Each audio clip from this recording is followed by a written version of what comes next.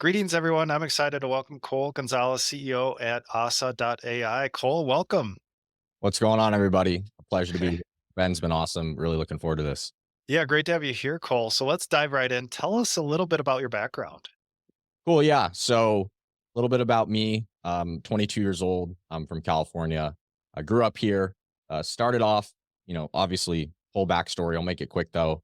Went to high school, ended up going to college, and obviously working really hard in school. Played sports growing up. I've always been just very busy in general, and ended up going to college and going to Cal Poly Sloan. Ended up dropping out around 2 days into school, which was not a great idea, to be honest. There's no great story, to be quite frank. But during that time, started dabbling in social media. And in the beginning, it was kind of the thing where you start on social media and then everyone around you is kind of criticizing you. And it's, oh, this guy's doing social media. Cause this was 5 years ago is when I started. And it wasn't super cool to be like on TikTok and those certain platforms, but ended up starting on social media and started on Instagram, just my personal account. Then started posting a lot of fitness content, moved over to TikTok because my buddy told me to start on there. And I was like, dude, I don't know. It's TikTok. Come on. But ended up moving there, started on TikTok, grew to around 100K within the first 6 months, and then got to a million followers in about a year, year and a half. And then from there, that was through fitness content and comedy content. So just really funny stuff and just talking about my fitness journey, and did some funny stuff as well. And then from there, I ended up meeting my long distance girlfriend. Her name is Sid. She's listening to this. What's up?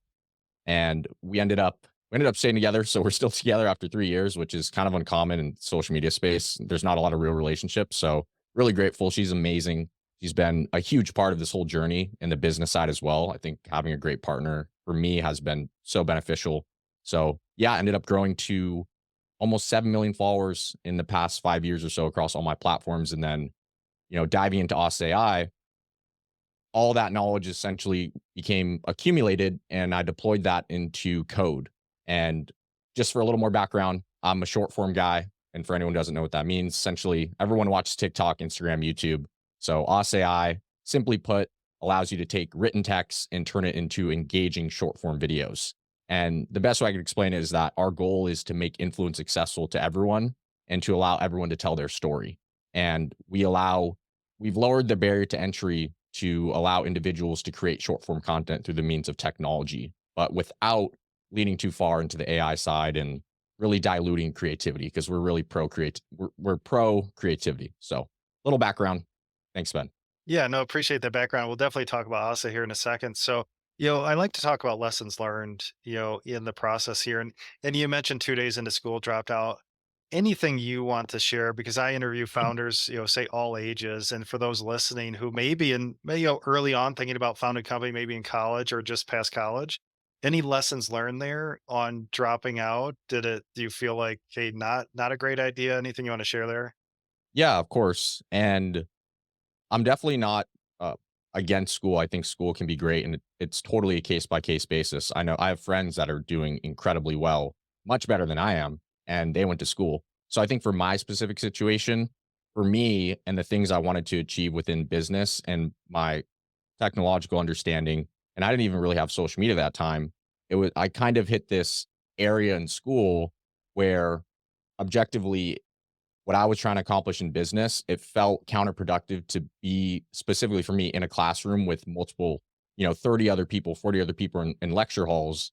When obviously, if it's one teacher and then it's 30 students, they can only give you so much attention, and you can't really go without, or you can't really go outside of the scope of what's the curriculum when you're in school. So for me personally, something that's been important for me is I seek out information a lot, and I would classify myself as very driven. So in my specific situation, it made sense for me because I knew if I left, I would continue to do even more, even though I'm not in school. So I think if anybody's in that position, it's hard for me to give advice because I don't have context. But for me personally, that was kind of my hypothesis of why I thought it was a good idea. But that might not be for everyone. Right. Yeah. Depending on the situation. And yeah, I appreciate you sharing that perspective and insight. So yeah, let's talk about your current project, Asa.ai. So tell us, what products and or services does Asa offer? Yeah, great. So we're currently B2C, and it's self-serve. So you can go in there and buy a subscription. We're a SaaS, obviously. And then in terms of the service that we provide, we allow, like I said, individuals to come in and type text and that text creates a short form video on social media. And if that sounds complicated, it's really that simple. You come to the platform, you purchase a subscription, every month you get credits, and I'm sure there's many people listening that are familiar with this model where you get credits, they don't roll over, they just restock every single month. And then those credits are associated with seconds in terms of how many seconds of content you can create. Like if you have a 60-second video, that's 1,000 credits. Let's say you buy a 20,000 credit subscription for $50 a month. That means you get 20 minutes of video. So, and then you type your words in, and then depending on how long your actual script is, which in social media, just like I'm talking right now, those are just words, right? So when you type in your script, that script gets turned into an entire short form video. And we do all the lifting on the development side, meaning you send it to our API and we just take your text and a few other inputs and we basically create images, voiceover, subtitles, transitions in an engaging way so you can post those videos to social media and tell your story.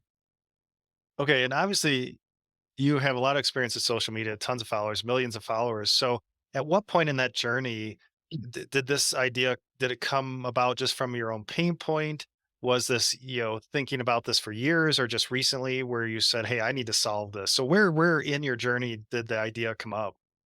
Yeah, no, that's a great question. Thanks for asking. I would say this was back. So, just for context for anyone listening, we've been working on this for just about 2 years. And I think this speaks to a larger part of one of the biggest lessons I've learned in building a startup. And someone I really like listening to is Alex Ramosi. And he always talks about how much work it really takes to build something great. And I do believe what we're building is great. And I think any founder working on something should feel that way. But in terms of starting off, originally, what Ossa was going to be a community through my social media platforms because I have a large following, get a lot of engagement. And I originally created this Discord, Ben.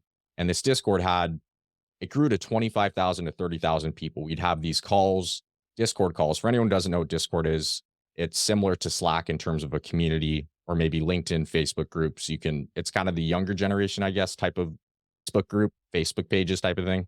And I brought all these people in from my community. And my goal has always been to help as many people as possible create content on social media and really just tell their story. I get a lot of passion out of that. And that's why I love Ossa, because it allows more people to use or to create content, short form content. But we grew this massive community, 25, 30,000 people, had these calls with 300, 400 people. Now it's going to make it a paid community. And what I realized through that process is that no matter how much information I give, at least in this aspect, because social media is so nuanced, it's there's so many pain points within creating content that information is not the only thing that's needed. And what I've noticed this trend of where people are going is that my belief is people are always going to find the the easiest route, right?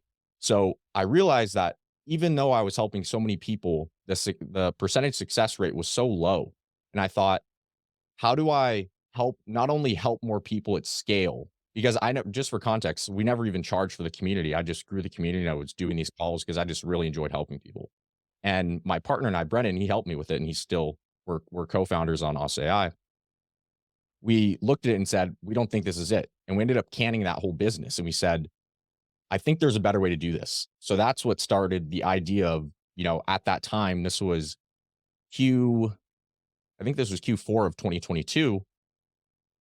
I started seeing some videos, and I'm sure you've seen these, Ben, and people in the audience have seen these videos of the 11 Labs voiceover, and it's AI voiceover of a video. And I saw these videos doing 400,000, 500,000 likes, millions of views. And I'm like, that is AI, and people are enjoying that. That's kind of interesting.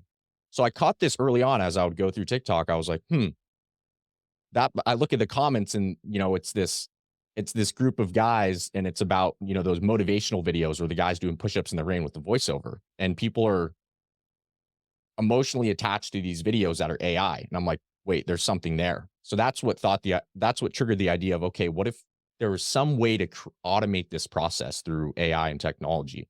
And that started the rabbit hole Q1 of 2023 as we started building, and we're like, I think there's something here. So anyways, long story short, We ended up building that Discord community. We canned it and said, this probably isn't it. How can I deploy my knowledge into a vehicle that has much more leverage and can reach millions of people?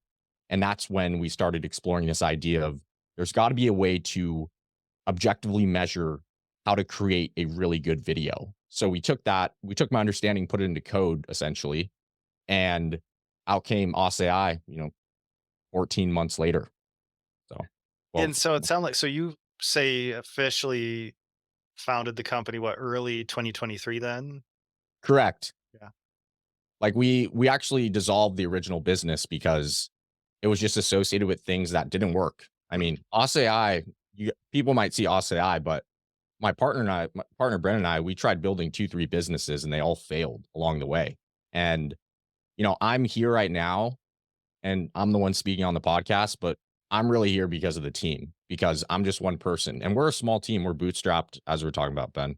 Mhm. And we're a team of 3 founders, really 2 in the beginning. And my partner is incredible with the marketing side. And then we have a brilliant 20-year-old developer who's leading out most of the development. We just onboarded another independent contractor, one of my old friends, but the team, like it's the team, and I always like to say that because it really is about the team. It's not Mhm. about me. So Yeah, so appreciate that insight and just kind of always that journey of where the idea came about, and plus who you're around and those founders and people and having same ideas. So current team size. So you said you and two other founders, a developer, and then one more person, or yeah, so okay. Brennan and I originally founded the company, and then we dissolved it because it didn't work. And then we found it again. But then when we found it again, we had our our lead developer. His name's Jaden. He's 20 years old. So us 3.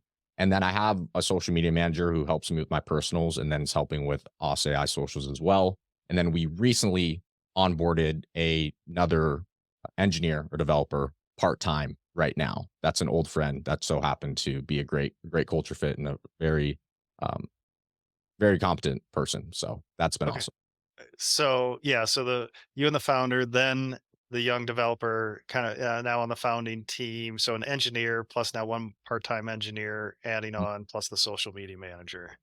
correct. Yeah, perfect. So so right, journey beginning a couple years ago, founded the company, say early 2023. So now tell us about 2023 and that build out. Was it heads down building the product? Were you building the community first, which maybe you had the community to sell into? So tell us the evolution of how now you came to market with Asa. Yeah, great question. So in 2023, it was probably 6 to 8 months where it was simply just building out the product with really no validation that it was needed, which was, if I was to go back, I probably would have double checked that. But let's just say that's kind of what happened. And then during that time, it was just very iterative. It was this idea of creating a short form video with just text. It was kind of foreign, especially that early on. So we ended up building it. And, you're probably wondering, how did you find this developer? I found him on LinkedIn. I ended up reaching out to 300 people, and it ended up that this individual was someone that was at my gym at the time. And we just so happened to cross paths. So that was by the grace of the Lord himself by putting us together. So I ended up finding him. And we actually, just for context, Brennan and I spent probably at least 4 to 6 months building out maybe half of the product, the first initial side. Like, we weren't developers, but we had to figure it out. During that time, for context, we wasted a lot of money on just making mistakes, which I think has to be done because you have to pay down your ignorance, is how I say it. So I had to pay down my ignorance and, you know, pay out a lot of developers that couldn't get the job done. But really, it was my fault because I didn't have proper context to these things. So, anyways, we ended up finding Jaden, got on a call with him, and we showed him what we were doing. And first of all, he thought he was crazy. We were crazy. But second of all, the one thing I'll always remember when we called him, Ben, was that he told us, essentially, after we showed him everything and obviously got him an NDA, he was like, "You guys have actually done the hard part." And we're like, "Wait, what?" Because we thought the hard part was, but then again, that just speaks to us not understanding the engineering side, which now we have much more context. But brought him in. And in terms of how we actually started to approach, going to market, we ran a beta for around 2 to 3 months, which was a really long beta. And what we did is we ended up once the product was there and we're like, okay, there's an MVP to some degree right here, we had to make a decision. Are we going to go and try and sell this, or do we need to go and prove that it works and refine it? And I think having a beta for us was the most valuable thing. And I thank each and every one of the beta testers because, yeah, it was free and yeah, they get to try a product. But at the end of the time, there's still a cost for free, which is their time. So super appreciative of everyone that was in the beta, worked really closely with them. Our beta testing group was originally 20 people, and there were random people that we just grabbed from my community through my socials. So for context, ended up growing, starting the Discord once we had the product there, very early stage MVP. Started talking about it on my socials, getting people in, pulled 20 random people from my audience and said, let's just find people that we think might be able to use it. Most of them had no experience on social media, ended up achieving as a group over 1 million views in a month. And only around 8 of those people actually posted every single day. So that was posting once a day on 3 platforms, combined 1 million views through our technology, which was really cool. Like most of them brand new to social media. And through that process, we really refined the product and to somewhat what it is today. But the crazy thing, looking back, is that we ended up going to market. And I know I'm trying to keep this short, but we ended up going to market after we ran this beta and we collected a wait list. And I think we got around 2,000 people on the wait list, which was really great. And we had 150 spots to start. So we actually did not open the floodgates. I remember talking to you about this, Ben. And we had this understanding that everything had to be perfect. But the thing is the more that we've learned, at least on the product side, at least for us, like nothing's ever perfect and you're always solving problems. And sometimes you just got to go and know that there's going to be problems. And I think that's been a really big thing for us is you can only wait so long before you're like, we just need to let the ship sail and fix it as we go. And that was really hard for us to digest early on. But now our tolerance to handling these pain points, like last week, video generation was down for a full 24 hours and we have hundreds of paying customers. And if you would have told me that 2 months ago, I would have been like, we can't go to market if that's, but it just happens. So I think that was one of the biggest lessons that I've learned along the way is that it's just a matter of dealing with problems. And as long as you never quit, people aren't just going to leave. If you quit, they'll leave, but if not, so that's been really cool for me too. But Yeah, appreciate there's a lot going on there. So one thing I want to focus. So you ran a beta for 2 to 3 months, about 20 beta users. What was your goal with that beta? What did you want to come out with on the other side of that beta?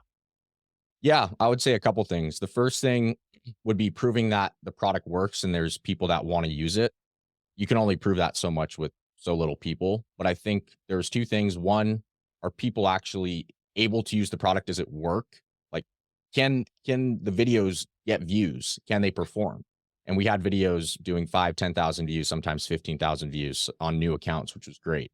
Um, so that was one thing. And one of the biggest things was just getting feedback and refining the product because we could test it ourselves, but you learn a lot more by having people use it in a way that at least we thought that people were going to use it. And we found a ton of bugs and refined the product during that whole time. So it was a constant feedback process. We talked to them every single day, every single day. And we always had an open line of communication of, hey, that's wrong. Let's fix it. Hey, that's wrong. Let's fix it. Because obviously we wouldn't want to go to market. And our goal was to at least before we went to market, solve the bugs we know that are there. Because unless they're unsolvable right now, it's kind of the mindset we had. So that was really the goal. Okay.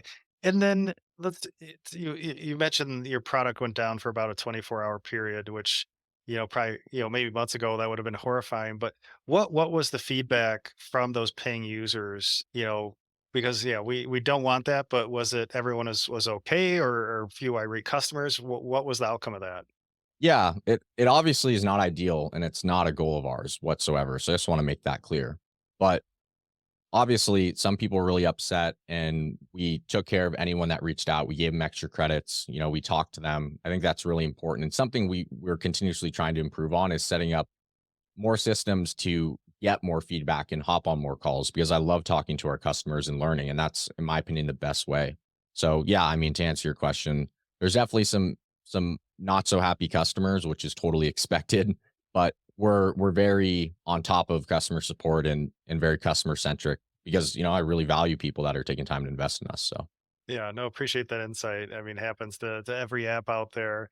And now, So beta users, free, and then now, right, revenue generating. I've been following your journey. So anything you want to share around your current MRR range or general revenue range, because you are revenue generating, I think.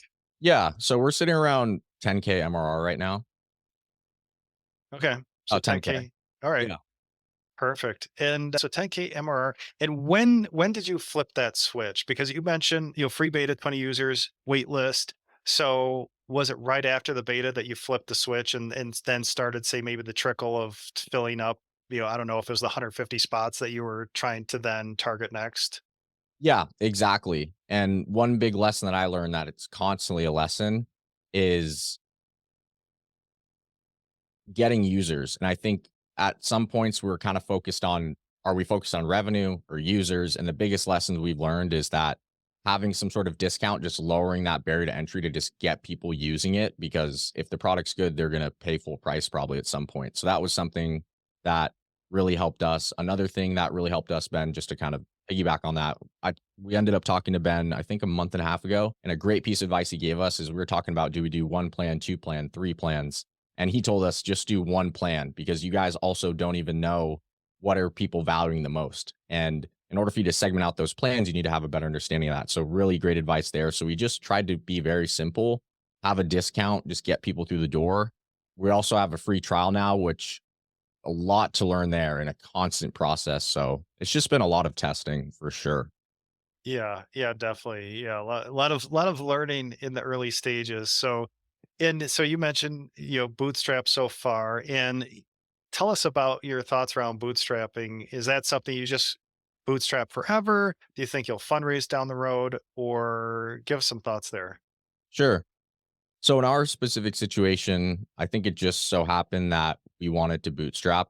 I have a belief that the longer we can bootstrap, and we can afford to, as long as it's not detrimental to the business, when we go and make an ask, obviously the more data that we have, the more robust our systems are, and the more official we are as a business, with big quotations for anyone listening. Just the more developed the business is, the more likely that we could make a bigger ask, and have that initial raise have a bigger impact. So I think it's balancing that with also saying, are we so limited in resource? Because obviously there's time too. And if money buys you some time, because, or it will speed up development really. So it's kind of that balance between, do we go and make the ask and speed it up, or do we wait a little bit longer and kind of build out systems? So I would say, in terms of bootstrapping for us, it's been beneficial. And I think potentially in the future we will raise, but we want to kind of delay that, because we're pretty comfortable with how fast things are moving, and there's a lot of things that we know we can get done before we go and make that ask, and have that real conversation. And to be honest, even if we had a bunch of money right now, I want to make sure I'm capable enough to delegate that in a place where it's going to be very beneficial for the company. So like, we've actually gotten people that have came up to me. I was sitting down with a friend, an investor, about a month ago, and he wanted to put money in it. And I'm like, to be honest, if you gave me money right now, there wouldn't really be anywhere for me to put it, and I don't want to take your money. Yeah, Um, that's a great point, because if you had a pile of cash sitting in the bank, well, how are you going to use it? And that's why I've talked to founders who are like, hey, we want to raise or get some debt. Well, what's the plan with that capital, right? We need to know where to invest it in the business. So love that point. And so at this stage of your business, Cole, say 10K MRR and growing, and I know we've known each other for a bit. You went through my SaaS Metrics Foundation course. So let's talk a little metrics here. sure. For an early stage SaaS founder, what are you focused on in, and what have you learned in kind of the metrics process, and what should apply for a business at your stage? Yeah, so I can just speak from my experience. Mhm. And first of all, the course was incredible. That was absolutely brilliant. I recommend anyone listening to this, if you're starting a SaaS company, 1000% go through that, because the information's incredible. And granted, have we used everything? Absolutely not, because we're early stage, but I think it helped us cover the basics, which I think is really what I'd want to touch on, because I would be lying if I said we had all these amazing metrics, because we don't. We're just early stage, and it's a process, in my opinion.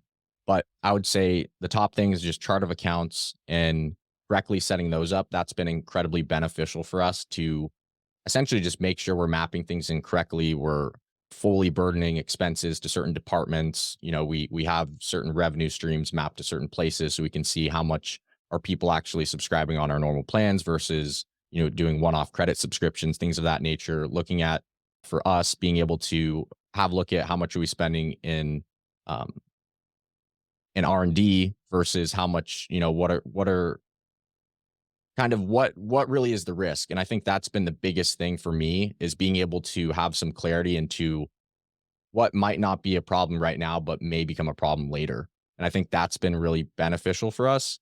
Um, but in terms of metrics, it's very high level for us now. The honest truth is, right now, we actually, I mean, Ben knows this. We ran into a couple problems, some bigger problems, but solvable with QuickBooks Live, which I highly recommend anyone listening to this. Maybe choose a different bookkeeper than QuickBooks Live if you're in SaaS, especially if you go through Ben's course. Um, just a tip of advice there for anyone who's considering that. But he gave us a very great recommendation, and we're kind of transferring over there and cleaning some things up in terms of our chart of accounts. But I would say the main thing right now is we're just focused on getting more users. One thing that's really beneficial for us is that we are on a couple startup programs, which also, for anyone in SaaS, especially who is handling or working, their product involves really anything tech, but especially with GPUs. There's the Microsoft for Startups program. That's been incredible for us because we're paying $0 on GPU, which will not be the case forever. And then we're also part of the 11 Labs startup program. So our margins are incredibly high right now. It's inflated because we are able to be on these programs, which won't last forever. So like right now, the main goal is just getting more users, quite honestly, and really just making sure systems are in place to have clarity within the finances, I guess, would be the best way. Yeah, and appreciate that insight. Right. First getting product usage, get people in, get that feedback. Next, try to get some paying customers. And then, of course, now still continue to get users. How are you thinking about retention, right? Because in the course we talk about, Yeah. pillar one, where is our growth coming from? New users, existing users. Then, okay, we're acquiring users. Are we keeping them? Mhm. So, what are your thoughts right now on measuring retention? Is that important to you? Where are you in that journey from acquiring users now to thinking about their lifetime with you? Yeah, no, great question. So I guess to start off, I would say one thing we realized early on is we're lacking a lot of data. And what I mean by that is we have a lot of people that are signing up. So right now, every day we have about 200 signups, which has really spiked since we started this free trial. And that's an iterative process.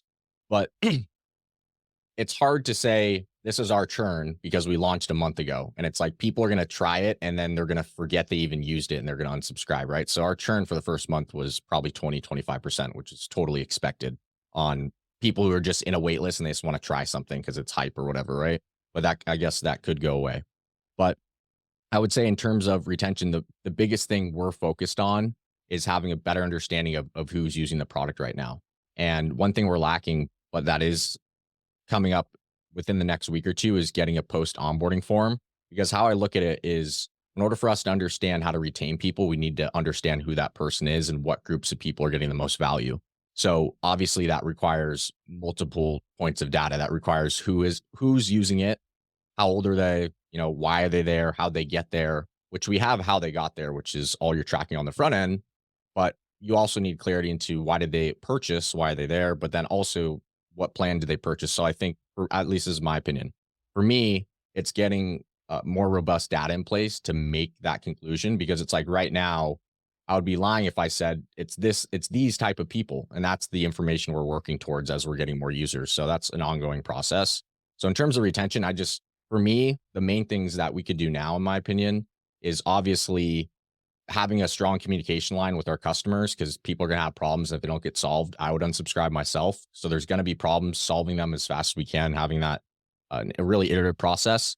And then also getting more robust data on who's really using the software and what is their intended use case. Because for us, like somebody creating a piece of short form content, there is such a wide variety of things you can do with that. And we've seen so many different use cases, but we're yet to really understand from our side who is getting there and what what individuals are staying. And the thing is, we've been here for a month, so to measure retention, it would be like kind of just, you know what I mean? Yeah, Not really a great number to work off of. yeah, Yeah, it's hard. So it sounds like, okay, so getting users, generally looking at churn retention, but now you're really focused on, well, what is my ideal customer profile? It sounds like Mhm. who you're probably getting different backgrounds, people using this for different uses or different purposes.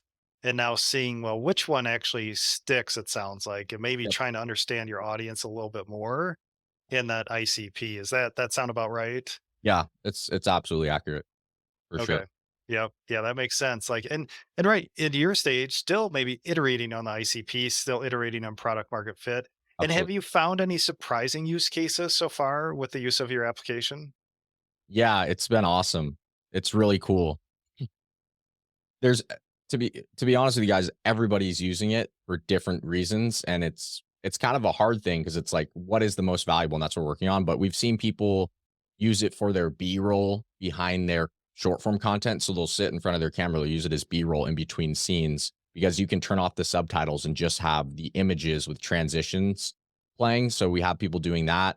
We have this one individual, her name's Liza, and she is a mother, or she's a to be a mother, and she just got pregnant, and she's using it for her content because she has a personal brand around 80,000 followers on TikTok, and she had a video do I think 280,000 views on TikTok off the platform, which is awesome. She added music, and she talks about law, just to put it generally, for her personal business. She's using it to supplement her content and tell stories about and delivering value and entertainment to her community. And then that's increasing leads for her and her business because she has a link in her bio and that's her business. And people are interested. And then they're like, oh, this is cool. And they go click on her link and they learn more about law. So really cool there.